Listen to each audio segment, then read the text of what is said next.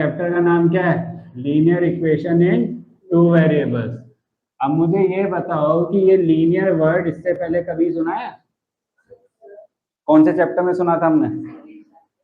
Polynomial में। क्या सुना था? Linear polynomial. स्टैंडर्ड फॉर्म क्या होती है लीनियर पॉलिनोमियल की? ax plus b where a should not be equals to 0। Linear polynomial होता कौन सा पॉलिनोमियल था जिसकी डिग्री 1 हो? कौन बोला था 2? ये आपको सामने से देखकर लग रहा है इसकी डिग्री 2 है। x की पावर क्या है? मैक्सिमम 1 है। तो इसका मतलब एक ऐसा पॉलिनोमियल जिसकी डिग्री 1 हो उसको हम लीनियर पॉलिनोमियल बोलते थे, जिसकी स्टैंडर्ड फॉर्मेट क्या होती थी? ax plus b, जहां हम ये बोलते थे that a should not be equals to 0। तो लीनियर का मतलब तो समझ आया यहां से। अब दूसरी बात क्या कह रहा है? इक्वेशन क्या होती है बताएं। इक्वेशन का मतलब पहली बार थोड़ी ना सुना होगा इक्वेशन वर्ड। पहले सुना होगा ना इक्वेशन वर्ड? सुना होगा। अरे ये बताओ वर्ड सुना है या नहीं? सबने सुना है। अब बताओ इक्वेशन होती क्या है? कब हम कहेंगे किसी चीज को इक्वेशन और कब नहीं कहेंगे? जो भी आ रहा है बोलो तो सही, गलत या सही। जब कोई चीज स्टैंडर्ड फॉर्म में ना हो, एक्सपेंडेड हो, तब हम उसको क्या बोलेंगे? इक्वेशन। एग्जाम्पल के तौर पर आप ये कहना चाहते हो that A square plus B square plus 2ab will be known as equation. Expanded form है। हाँ हाँ बोलो बोलो। अरे बोलो।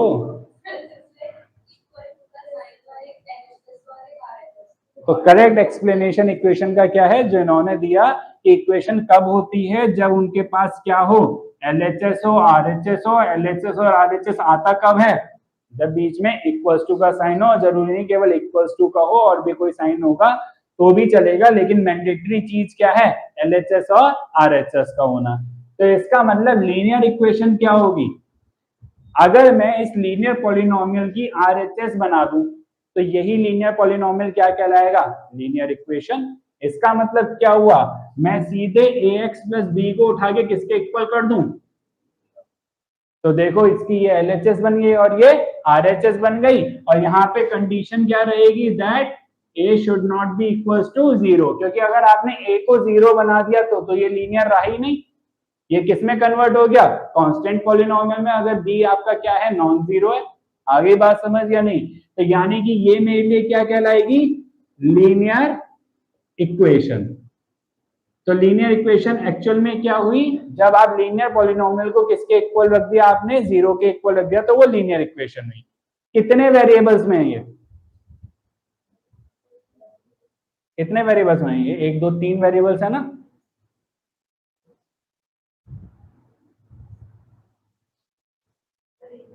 एक दो तीन वेरिएबल्स है ना? दो वेरिएबल्स है। कौन कौन से हैं? ए और बी। बहुत बढ़िया। अब इधर आ जाओ वापस से।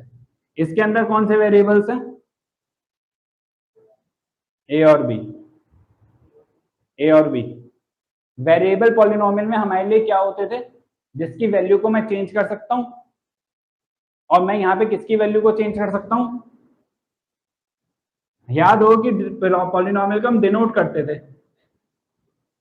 तभी हम कहते थे कि ये क्या है? वेरिएबल एक्स में है।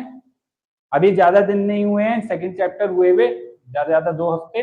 2 हफ्ते में ये ऐसा तो मत करो कि आप इसको 3 वेरिएबल्स या 2 वेरिएबल्स बोलो। भाई ये मेरे लिए ए और बी क्या है? कांस्टेंट है। भले ही मैं इन्हें अल्फाबेट से डिनोट कर रहा हूँ, लेकिन मेरे लिए वेरिएबल कौन है? जिसकी वैल्यू को मैं चेंज कर सकता हूँ, जो कि यहाँ पर कौन है? एक्स। वहां पर भी कौन है? एक्स। तो कितने वेरिएबल में है वो लीनियर इक्वेशन? 1 वेरिएबल में। हमें पढ़नी कितने वेरिएबल्स में? 2 वेरिएबल्स में। तो इसका मतलब मैं क्या करूं? x के साथ एक और वेरिएबल लेकर आऊं। तो मैंने क्या करा? मैंने ax plus by plus c equal 0, यानी कि मैंने क्या करा? एक्स वेरिएबल और वाई वेरिएबल ले आया। अब ये क्या है, ये भी क्या कहलाएगी, लीनियर इक्वेशन, लेकिन कितने वेरिएबल्स की, 2 वेरिएबल्स की। और यहां पर कंडीशन क्या होगी, दैट यहां पर ए और बी दोनों ही क्या नहीं होने चाहिए, जीरो नहीं होने चाहिए। अगर ए जीरो हो गया तो ये फिर 1 वेरिएबल में पहुंच गई, बी जीरो हो गया तो फिर 1 वेरिएबल में पहुंच गई, और ए और बी दोनों जीरो हो गए तो कोई वेरिएबल ही नहीं बचा। तो इसका मतलब क्या हुआ, लीनियर इक्वेशन इन 2 वेरिएबल्स की स्टैंडर्ड फॉर्म क्या है, ax plus by plus c equal 0। और यहां तक हम पहुंचे कैसे, लीनियर पॉलिनोमियल से। तो अब लीनियर का मतलब मेरे लिए केवल ये नहीं हो जाएगा कि केवल उसकी डिग्री 1 हो जाना, क्योंकि पॉलिनोमियल जो हमने पढ़ा था वो 1 वेरिएबल में पढ़ा था, यहाँ हम किसको पढ़ लें, 2 वेरिएबल्स में। यहाँ पे लीनियर का मतलब ये हो जाता है कि जब मैं इस इक्वेशन का ग्राफ बनाऊंगा तो जो उसका स्लोप आएगा वो कैसा होगा, लीनियर होगा, या जिसको हम बोल सकते हैं स्ट्रेट लाइन। भाई फिजिक्स पढ़ी है किसी ने अभी तक, मोशन चैप्टर में ग्राफ्स तक पहुंचे, डिस्टेंस टाइम ग्राफ या वेलोसिटी टाइम ग्राफ, तो क्या नहीं कर रहे हो तो डिस्टेंस टाइम ग्राफ और वेलोसिटी टाइम ग्राफ के अंदर आपने देखा था कुछ इस तरीके से स्लोप जा रहा था सीधा, कुछ इस तरीके से बना हुआ था।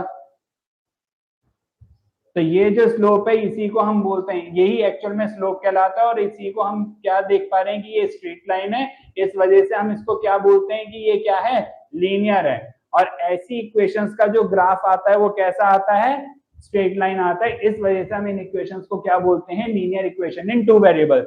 देखो पॉलिनोमियल तो हम इसलिए लीनियर बोलते थे क्योंकि ये पॉलिनोमियल इन 1 वेरिएबल है, यहाँ पे डिग्री 1 दिखती है, वहां पे डिग्री कैसे देखोगे, वहां तो 2 वेरिएबल्स है ना। आगे बात समझ या नहीं आई, कोई डाउट इस चीज के अंदर। तो पहले लीनियर पॉलिनोमियल, फिर लीनियर इक्वेशन इन 1 वेरिएबल, फिर लीनियर इक्वेशन इन 2 वेरिएबल्स। आगे कहानी समझ, यानी कि यहां तक पहुंचने के लिए ऐसे जाना है, फटाफट नोट करें।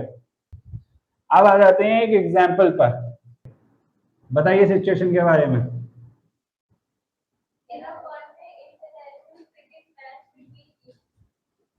बोलो बोलो बोलो, है ना, 1 डे इंटरनेशनल मैच। अच्छा आप इनको बोला, आप बोलो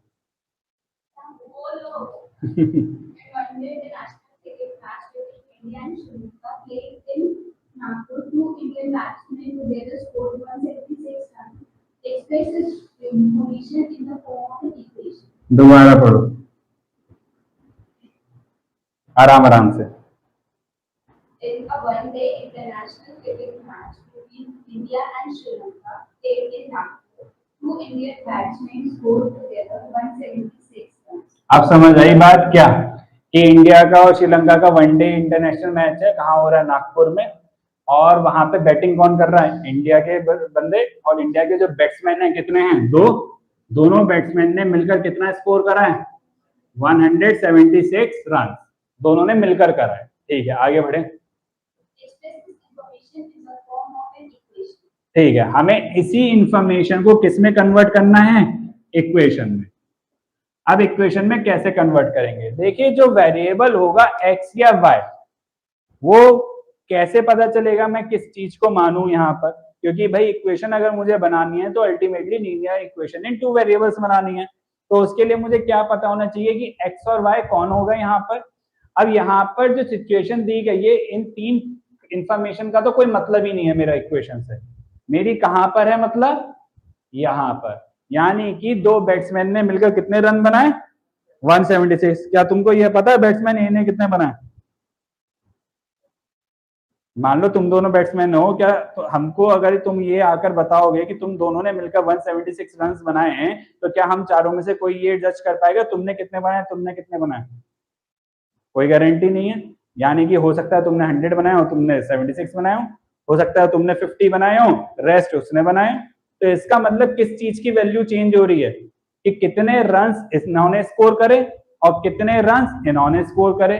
तो जो वेरिएबल है वो कौन बनेगा, runs scored by each batsman, यानी कि इसने कितने स्कोर करे और उसने कितने स्कोर करे, क्योंकि हमें ये पता ही नहीं है कि दोनों ने एग्जैक्टली कितने स्कोर करे। तो यानी कि यहाँ पर हम किस चीज को वेरिएबल बनाएंगे, रन्स स्कोर्ड बाय बैट्समैन। तो हम क्या लिखेंगे, let run scored by first batsman B X. आगे बात समझ। Let run scored by second batsman B Y. अब क्वेश्चन क्या बोल रहा है कि दोनों बैट्समैन ने जो रन स्कोर करे वो टोटल कितने हैं 176। तो इसका मतलब x प्लस वाई किसके इक्वल हो जाएगा 176 के। आगे बात समझ। तो कैसे लिखेंगे इसे अकॉर्डिंग टू क्वेश्चन। क्या total run scored by both batsman equal, इधर ध्यान दो ध्रुव, कितना 176। बैट्समैन ए ने कितना स्कोर करा x, बैट्समैन वाई ने कितना स्कोर करा y, इक्वल 176। क्योंकि टोटल रन स्कोर का मतलब क्या होता है दोनों को ऐड कर देना। आगे बात समझ गया नहीं। तो x प्लस वाई इक्वल 76 आपकी क्या बन गई इस गिवन सिचुएशन की इक्वेशन। कोई डाउट यहां पर। लेकिन अभी ये क्या स्टैंडर्ड फॉर्मेट में है बताओ, स्टैंडर्ड फॉर्मेट में है। स्टैंडर्ड फॉर्मेट होती क्या है linear equation in two variables की ax plus by plus c equal 0। क्या स्टैंडर्ड फॉर्मेट में दिख रही है ये? वहां क्या होना चाहिए 0 होना चाहिए। तो इसका मतलब वहां 0 कब होगा जब 176 उठकर इधर आएगा। तो इसको हम क्या लिखेंगे x plus Y minus 176 equal 0। तो ये फाइनली इसकी क्या बन गई स्टैंडर्ड फॉर्म। कभी भी कोई इक्वेशन हम अगर बनाते हैं तो उसके लिए हमारे लिए एक चीज बहुत मैंडेटरी है कि उसे हमें किस फॉर्म में लिखना जरूरी है स्टैंडर्ड फॉर्म में लिखना जरूरी है, ऐसे नहीं छोड़ सकते। अब बात करते हैं हम ऑपरेशंस ऑन इक्वेशंस की।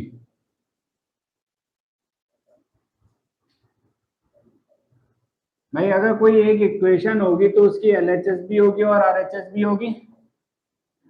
पहली चीज अगर मैं LHS और RHS में इक्वल नंबर्स को ऐड करूं दोनों साइड तो इक्वेशन के सॉल्यूशंस पे या इक्वेशन के ऊपर कोई फर्क नहीं पड़ता। कहने का मतलब कि मैं LHS में कोई भी नंबर ऐड करूं और वही नंबर कहां ऐड करूं RHS में, तो इस इक्वेशन के सॉल्यूशंस पे कोई फर्क नहीं पड़ेगा। सॉल्यूशन की जब मैं बात करता हूं तो सॉल्यूशन का मतलब वही हो जाता है जो पॉलिनोमियल के अंदर जीरो का मतलब होता था। जीरो ऑफ पॉलिनोमियल निकालते थे तो वही यहाँ पर क्या कहलाएगा सॉल्यूशन कहलाएगा। अभी हम सॉल्यूशन की बात नहीं कर रहे हैं। लेकिन अगर आप इस तरीके से दोनों तरफ नंबर्स को ऐड करते हो वो भी सेम नंबर तो इक्वेशन के सॉल्यूशंस पे कोई फर्क नहीं पड़ता है। जैसे एग्जांपल के तौर पर LHS में आपने प्लस कर दिया 2 और RHS में भी फिर क्या प्लस कर दिया 2। अब अगर मैं चाहूं क्या ये 2 और 2 इधर आके कैंसिल नहीं हो जाएंगे? तो क्या LHS और RHS पे कोई फर्क पड़ा? नहीं पड़ा, फिर भी वो इक्वेशन वही की वही रहेगी। सेम मैनर में अगर LHS से आप कोई नंबर सब्ट्रैक्ट करते हो और वही नंबर कहां से सब्ट्रैक्ट करो RHS से, तो again it will not make any difference in the solution of equation. तो कहने का मतलब एग्जांपल के तौर पर अगर मैं LHS में से 7 माइनस करूं और RHS में से भी क्या माइनस कर दूं 7, तो क्या इक्वेशन पे कोई फर्क पड़ेगा? नहीं, क्योंकि जब ये -7 उठकर इधर आएगा तो -7 प्लस 7 क्या बन जाएगा 0। अगेन फिर क्या बचेगा LHS और RHS। सेम मैनर में अगर आप LHS और RHS को नॉन जीरो नंबर से मल्टीप्लाई करते हो, किससे? Non zero number. अब नॉन जीरो नंबर ही क्यों बोला, जीरो क्यों नहीं बोला? क्योंकि अगर आप जीरो से मल्टीप्लाई करोगे तो दोनों इक्वेशन की साइड क्या बन जाएगी जीरो। तुमने LHS और RHS उड़ा दी। आया बात समझ?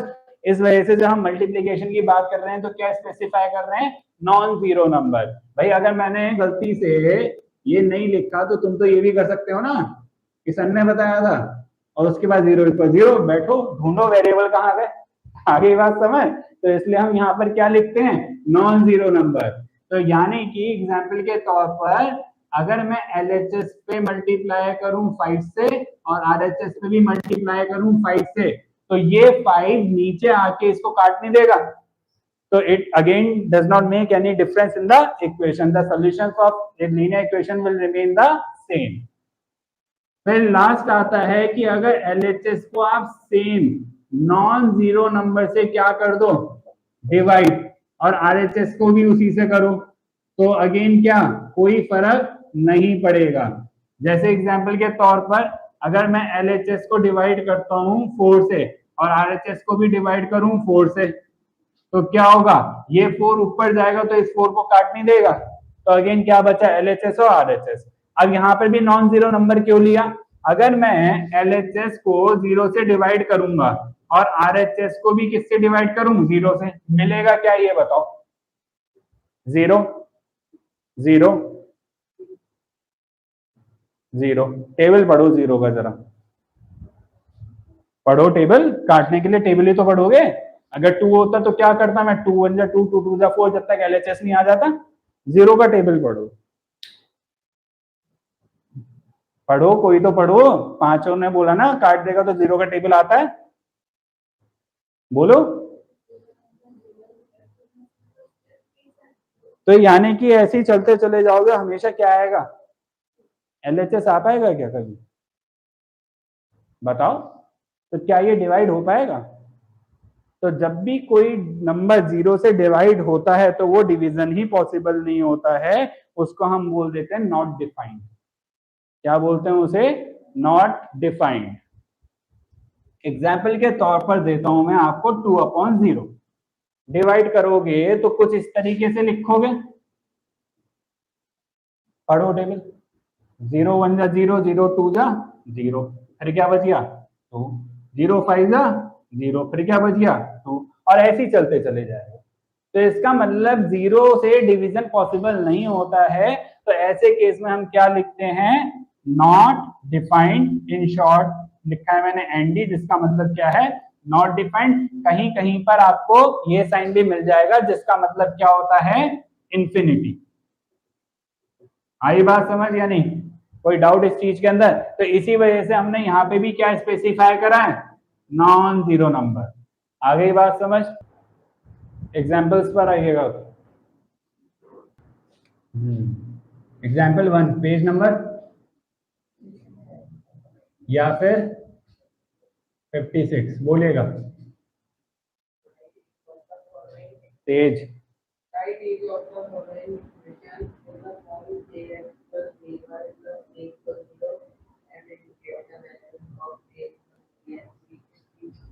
ठीक है, तो क्या बोला गया है कि हर पार्ट में हमें इसको किसमें चेंज करना है, स्टैंडर्ड फॉर्म में चेंज करना है, और फिर साथ में किस किस की वैल्यू बतानी है, A B एंड C की. आ गया बात समझ. चलो जी पहला पार्ट, थोड़ा दोबारा.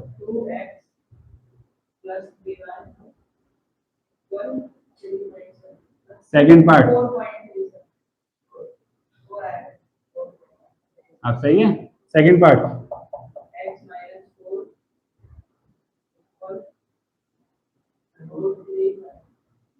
रूट. ठीक, आगे बढ़ो. Third part.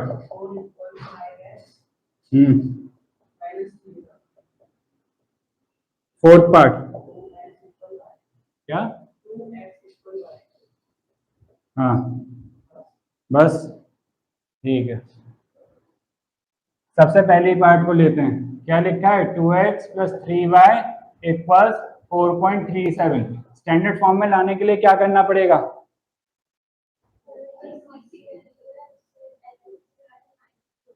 यानी कि 4.37 को उठा के किधर ले आऊं, LHS पर ले आऊं. तो यानी कि क्या हो जाएगा, 2x + 3y - 4.37 = 0. अब ये यही हो गई या नहीं हो गई, आ गया बात समझ. अब इसके बाद क्या लिखना है, A B और C की वैल्यूज. A की वैल्यू बोलो ध्रुव क्या होगी यहाँ, B की वैल्यू क्या होगी, प्लस का कि माइनस का, प्लस का, क्योंकि ये प्लस लिखा है. आ गया बात समझ. C की वैल्यू क्या होगी, किसी को कोई डाउट है इसमें, ठीक है. सेकंड पार्ट पर आइए. सेकंड पार्ट क्या है, x - 4 = √3y. अब थोड़ा ध्यान देना कि ये जो y है ना ये रूट के बाहर है, अगर ये y रूट के अंदर होता तो ये पॉलिनोमियल ही नहीं होता, और अगर पॉलिनोमियल नहीं है तो इक्वेशन कहाँ से बनेगा।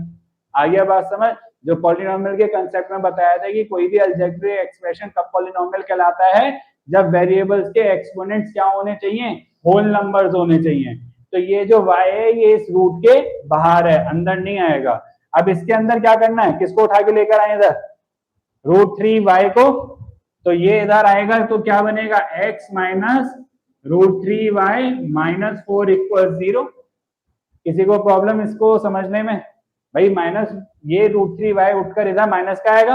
अब मैं माइनस एंड में लिखता है, एंड में लिखने की बजाय कहाँ लिख दिया, जहां y लिखा होता है। आइए बात समझ। ध्रुव बताओ a की वैल्यू, a के x के साथ क्या है, b की वैल्यू, बस 3 बार में बताया। c की वैल्यू, कोई डाउट किसी को। थर्ड पार्ट पर आइए, क्या है, 4 इक्वल्स 5x माइनस 3y। अब इसमें आप क्या करो बताओ, 4 को RHS पे ले जाएं तो हम ये लिख देंगे ना, 0 equal 5x minus 3y minus 4, यही तो होगा। स्टैंडर्ड फॉर्म अभी नहीं है, आप भी यही क्या करोगे, आप कहोगे कि इनको इधर लेकर आ जाओ, यानी कि 4 या 4 बाद में लिखूंगा, minus 5x minus 3y plus 4 equals 0। सही बात है। अच्छा, minus 5x plus 3y plus 4 equal 0। अब देखो ये इधर उठ का माइनस का आएगा, माइनस 3y प्लस 3y का बनेगा, और 4 का आएगा था प्लस का, ये सोचोगे। लेकिन इसका सबसे बेस्ट तरीका क्या है, आपको पहले ही बताया है एक कंसेप्ट, क्या आप बच्चों को तो नहीं पता होगा, पीछे वालों को पता है, मिरर। इस तरह की इक्वेशन में हम मिरर कंसेप्ट का इस्तेमाल करते हैं, और मिरर हम सबसे ज्यादा इस्तेमाल करते हैं अपनी इक्वेशंस को करते वक्त, सॉल्व करते वक्त। मिरर का मतलब क्या होता है, सबसे पहली चीज जो स्टैंडर्ड हमें लेकर चलना होता है कि जो हमारी वेरिएबल वाली टर्म है वो हमेशा इक्वेशन के कहाँ होनी चाहिए, LHS पर। यह हमेशा आपको मेक श्योर करना है कि जो वेरिएबल वाली टर्म है वो कहाँ होनी चाहिए, इक्वेशन के LHS पर। अब दूसरी बात, मिरर का क्या मतलब होता है, अब मान लो मैं इसके सामने यहां पर शीशा रख दूं तो क्या हो जाएगा, जो इधर है वो इधर आएगा, जो इधर है वो इधर आएगा, बिना साइन चेंज करे, बिना साइन चेंज करे। मैंने क्या करा, इसको ऐसे लिया, घुमा दिया, तो 5x माइनस 3y किधर उठकर आ गया, इधर, और 4 उठकर इधर चला गया, साइन का बिना चेंज करे। इसको हम बोलते हैं मिरर कंसेप्ट। आया बात समझ। तो ये हमें इस्तेमाल करना है, ना हम इसको ऐसे लिखेंगे ना ऐसे लिखेंगे। सबसे पहले इसे क्या लिखेंगे, 5x माइनस 3y इक्वल्स 4। अब इसके बैकएंड को समझो, मान लो कि मैं इसको इधर उठा के लाऊं और इसको इधर उठा के लेके जाऊं, तो क्या होता, minus 5x plus 3y equals minus 4 होता है या नहीं। इसको उठा के इधर ले गया और उसे उठा के इधर ले आया, यही होता। यहां से माइनस को कॉमन लो, तो माइनस कॉमन लेने के बाद क्या बचेगा अंदर, 5x माइनस 3y, जो माइनस का है वो प्लस का बनेगा, जो प्लस का है वो माइनस का बनेगा, इक्वल्स माइनस 4। और माइनस माइनस हो गए कैंसिल, फिर क्या मिला मुझे, वही मिला जो मैंने मिरर करके निकाला। तो इसका मतलब क्या होता है, मिरर के अंदर आप साइड इंटरचेंज जब करते हो तो साइन चेंज नहीं होते, तो उसको चाहे ऐसे पकड़ के लेकर आओ चाहे ऐसे लेकर आओ, बात एक ही है, लेकिन हम इस्तेमाल क्या करेंगे, ऐसे। अब 5x माइनस 3y इक्वल्स 4 हो गया, अब 4 को उठा के इधर ले आऊं तो क्या हो गया, 5x minus 3y minus 4 equals. कोई डाउट इस चीज के अंदर, आ गया बात समझ। अब a की वैल्यू बताओ ध्रुव, b की वैल्यू, c की वैल्यू, कुछ और बोलना चाह रहे थे, अच्छा लगाऊंगा नहीं, चलो बच गए। ठीक है, कोई डाउट इस चीज के अंदर, तो ये वाली जो चीज आपको बताइए बेटा मोस्ट इंपॉर्टेंट है और सबसे ज्यादा इक्वेशन सॉल्व करते वक्त इस चीज का इस्तेमाल होता है, जिससे हमारी इक्वेशन बहुत इजी हो जाए। नहीं तो आप इसी बात में कंफ्यूज रहोगे कि कब किसको मैं किधर लेकर जाऊं, इसको इधर रखूं कि इधर रखूं। सबसे पहला काम सारे वेरिएबल्स एलएचएस, उसके लिए चाहे मिरर का कंसेप्ट इस्तेमाल करो चाहे साइड चेंज का कंसेप्ट इस्तेमाल करो। आ गया बात समझ? फोर्थ पार्ट में बताओ क्या होगा। 2x इक्वल्स y है, क्या करूं फोर्थ पार्ट के लिए? पहले तो 2x माइनस वाई इक्वल 0 होगा। अब इसके अंदर कौन सी चीज है जो मिसिंग है? c। तो इसके अंदर क्या ऐड कर दूं? 0 ऐड कर दूं। तो 0 जब यहां ऐड करूंगा तो 0 यहां भी ऐड करूंगा, मिसिंग टर्म। और सेम नंबर को ऐड करके कोई फर्क तो पड़ना नहीं है, यहाँ 0 ऐड करके क्या रहेगा? 0 ही आएगा। तो यानी कि क्या लिख दूं? 2x minus Y plus 0 equal 0। तो ये तो था बैक एंड, करने की जरूरत नहीं है, लेकिन पता होना चाहिए कि कैसे लेकर आए। और सीधा क्या आ गया? 2x minus Y plus 0 equal 0। अब a की वैल्यू बोलो ध्रुव, b की वैल्यू, c की वैल्यू। प्लस और माइनस से 0 का कोई मतलब ही नहीं है। क्यों? क्योंकि 0 कौन सा इंटीजर होता है? न्यूट्रल इंटीजर, ना वो प्लस होता है ना वो माइनस होता है। तो ये सोचना ही मत कि मैं यहाँ पे -0 लिख दूंगा तो ये c -0 हो जाएगा। c तब भी क्या रहेगा? 0 ही रहेगा। एग्जाम्पल 2 बोलिएगा। ठीक है, ठीक है।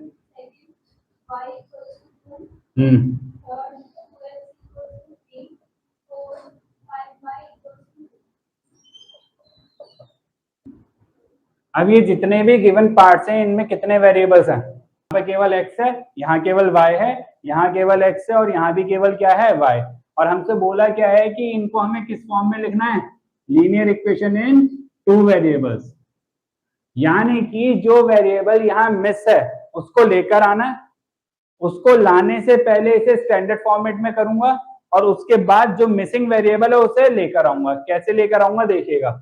x इक्वल्स -5 को मैं कैसे लिख सकता हूं? x plus 5 equal 0।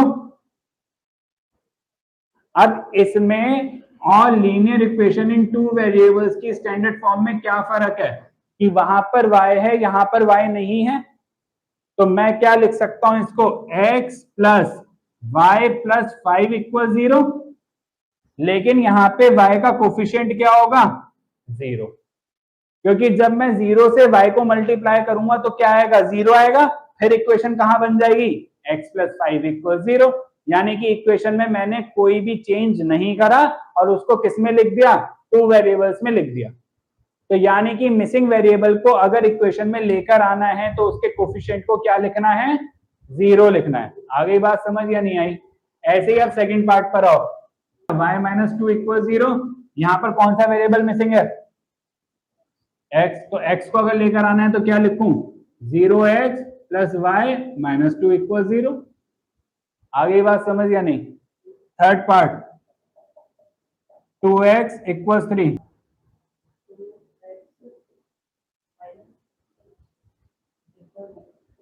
अब इसमें और इसमें कौन सा वेरिएबल मिसिंग है? y। तो कैसे ले आऊं? 2x plus 0y minus 3 equal 0। आगे बात समझ? फोर्थ पार्ट क्या है? y इक्वल्स क्या है? 2। क्या लिखें इससे पहले? कौन मिसिंग है? क्या लिखूं? 5y किसका है? प्लस का। क्या सही बताया इन्होंने? किसी को कोई डाउट इस चीज के अंदर? कंसेप्ट समझ आ गया कैसे एक given linear equation in 1 variable को मैं किसमें कन्वर्ट कर रहा हूं? 2 वेरिएबल्स में। अगर x गायब है तो 0x कर दो और अगर y गायब है तो 0y कर दो, क्योंकि जब 0 x से मल्टीप्लाई होगा तो उसे क्या कर देगा? 0। इक्वेशन पे कोई फर्क ही नहीं पड़ा। आ गया समझ? करिएगा।